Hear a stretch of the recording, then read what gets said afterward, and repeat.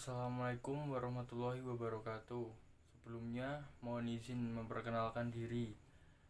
Nama Fabian Aksal Purmarwijayanto, Prodi D3 KPNA, NIT 190801010. Jadi pada kesempatan kali ini, saya akan menjelaskan sebuah peta konsep atau mind mapping dengan judul diksi. Kemudian yang pertama, saya akan menjelaskan tujuan diksi. Tujuan diksi adalah untuk memperoleh keindahan guna menambah daya ekspresivitas. Maka sebuah kata akan lebih jelas jika pilihan kata tersebut tepat dan sesuai. Ketepatan pilihan kata bertujuan agar tidak menimbulkan interpretasi yang berlainan antara penulis atau pembicara dengan pembaca atau pendengar.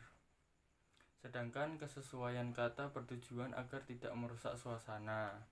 Dan juga dengan adanya diksi oleh pengarang berfungsi untuk mendukung jalan cerita agar lebih runtut, mendeskripsikan tokoh lebih jelas, mendeskripsikan latar waktu, latar tempat, dan latar sosial dalam cerita tersebut. Kemudian yang kedua ada fungsi diksi. Adapun untuk fungsi diksi sendiri yaitu membuat orang yang membaca ataupun mendengar karya sastra menjadi lebih paham mengenai apa yang ingin disampaikan oleh pengarang, membuat komunikasi menjadi lebih efektif, melambangkan ekspresi yang ada dalam gagasan secara verbal, tertulis, ataupun terucap, membentuk ekspresi ataupun gagasan yang tepat sehingga dapat menyenangkan pendengar ataupun pembacanya, melambangkan gagasan yang diekspresikan secara verbal, membentuk gaya ekspresi gagasan yang tepat sehingga menyenangkan pendengar atau pembaca. Kemudian ada ciri-ciri diksi.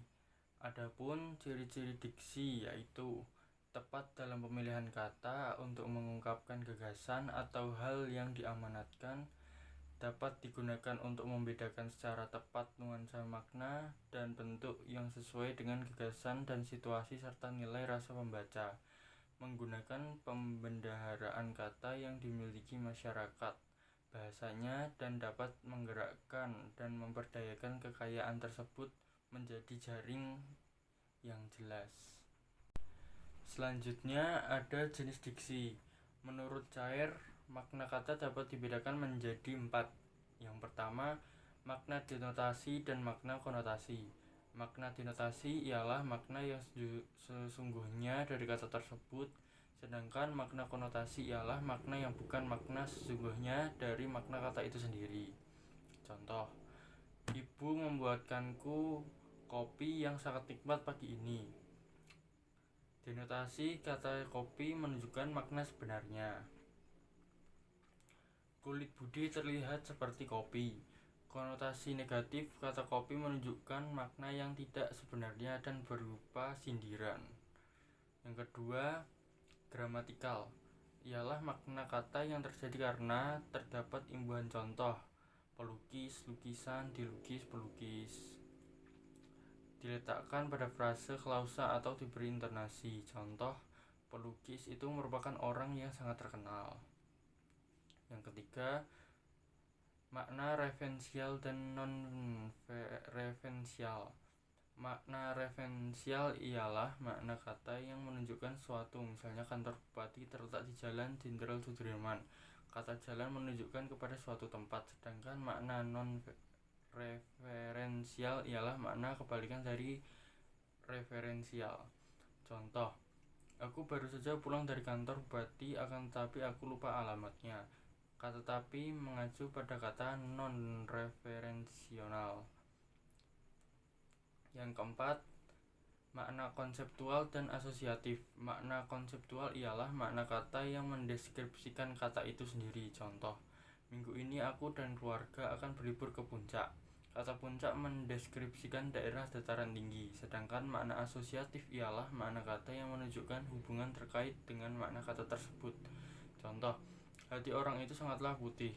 Kata putih memiliki hubungan dengan bersih atau suci. Apa yang dimaksud dengan diksi? Pengertian diksi. yaitu baca cepat, tampilkan diksi merupakan pemilihan kata yang paling tepat untuk menyampaikan suatu maksud. Pemilihan kata yang tepat bertujuan untuk memberikan kesan serta pesan agar mudah diterima dengan lawan bicara. Diksi sangat berguna dalam penulisan karya tulis seperti puisi, novel, laporan, dan sebagainya. Yang kedua, pengertian diksi menurut para ahli. Menurut Keraf, diksi adalah pilihan kata atau diksi jauh lebih luas dari apa yang dipantulkan oleh hubungan kata-kata itu. Istilah ini bukan saja dipergunakan untuk menyatakan kata-kata mana yang dipakai untuk mengungkapkan suatu ide atau gagasan, tetapi juga meliputi fraseologi, gaya bahasa, dan ungkapan. Menurut Widyamartaya, diksi atau pilihan kata adalah kemampuan seseorang membedakan secara tepat nuansa-nuansa makna sesuai dengan gagasan yang ingin disampaikan, dan kemampuan tersebut hendaknya disesuaikan dengan situasi dan nilai rasa yang dimiliki oleh sekelompok masyarakat dan pendengar atau membaca. Menurut Andre, diksi ialah pilihan kata dan dipergunakan kata secara tepat untuk mewakili pikiran dan perasaan yang ingin dinyatakan dalam pola suatu kalimat. Menurut Archmadi, diksi adalah seleksi kata-kata untuk mengekspresikan ide atau gagasan dan perasaan. Kemudian yang terakhir ada syarat-syarat diksi. Syarat diksi adalah membedakan makna denotasi dan konotasi secara cermat. Denotasi yaitu kata yang bermakna lugas dan tidak bermakna ganda, sedangkan konotasi dapat menimbulkan makna yang bermacam-macam. Lazim digunakan dalam pergaulan untuk tujuan estetika dan kesopanan. Membedakan secara cermat makna kata yang hampir bersinonim. Kata yang hampir bersinonim misalnya yaitu merupakan dalam pemakaian berbeda-beda. Membedakan makna kata secara cermat. Kata yang mirip ejaannya misalnya inferensi atau kesimpulan dan interferensi, saling mempengaruhi. Syarat penuh bunting dan syarat ketentuan. Tidak menafsirkan makna kata secara subjektif berdasarkan pendapat sendiri. Jika pemahaman belum dipastikan, pemakaian kata harus menemukan makna yang tepat dalam kamus. Misalnya, modern sering diartikan secara subjektif canggih. Menurut kamus modern berarti terbaru atau mutakhir. Canggih berarti banyak cakap, suka mengganggu, banyak mengetahui, bergaya intelektual. Menggunakan imbuhan asing, harus memahami maknanya secara tepat. Misalnya, delegalisir seharusnya delegalisasi, koordinir seharusnya koordinasi. Menggunakan kata umum dan kata khusus secara cermat. Untuk mendapatkan pemahaman yang spesifik karangan ilmiah sebaiknya menggunakan kata khusus. Misalnya mobil, kata umum, Corolla, kata khusus, sedan buatan Toyota. Menggunakan kata yang berubah makna dengan cermat. Misalnya isu, berasal dari bahasa Inggris yaitu isu berarti publikasi, kesudahan perkara. Menggunakan dengan cermat kata bersinonim, misalnya pria dan laki-laki, saya dan aku, serta buku dan kitab. Berhomofoni, misalnya bank dan bank, ketahanan dan ketahanan. Menggunakan kata abstrak dan kata konkret secara cermat. Kata abstrak konseptual, misalnya pendidikan, wirausaha, misalnya, dan kata konkret atau kata khusus, misalnya minggu, sarapan, dan berenang. Terima kasih atas perhatiannya. Kurang lebihnya mohon maaf.